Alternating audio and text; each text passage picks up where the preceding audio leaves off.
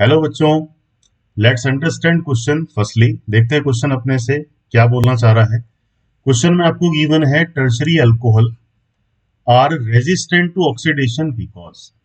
तो 3 degree alcohol oxidation के लिए रेजिस्ट करते हैं, इसका रीजन यहाँ पे पिक करने के लिए। तो सबसे पहले तो हमने एक 3 डिग्री अल्कोहल का स्ट्रक्चर बना लिया।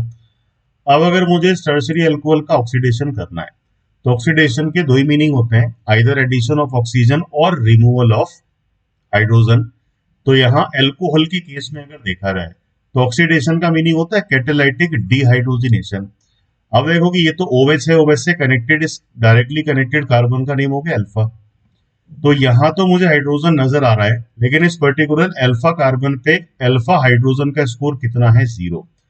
तो दैट मीन्स कि अगर मुझे H2 रिमूवल करना है तो अल्फा कार्बन पे कम से कम एक हाइड्रोजन एटम एग्जिस्ट करना चाहिए। तो 3 डिग्री अल्कोहल में अल्फा हाइड्रोजन का स्कोर 0 है।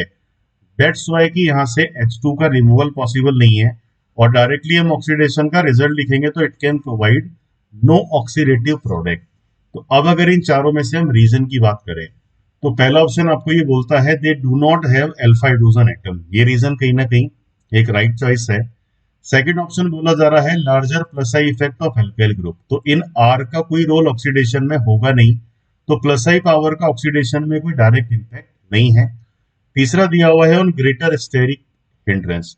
तो 3 डिग्री अल्कोहल तो जितने भी हैं उनमें स्टेरिक फैक्टर होगा, बट यहाँ पे अल्फा हाइड्रोजन का रोल है, स्टेरिक फैक्टर का कोई रोल नहीं है, तो ये भी एक रीजन नहीं होगा।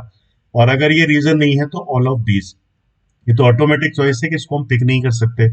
तो इन चारों में से किसको एक राइट चॉइस कहा जा सकता है? ऑप्शन नंबर 1 को।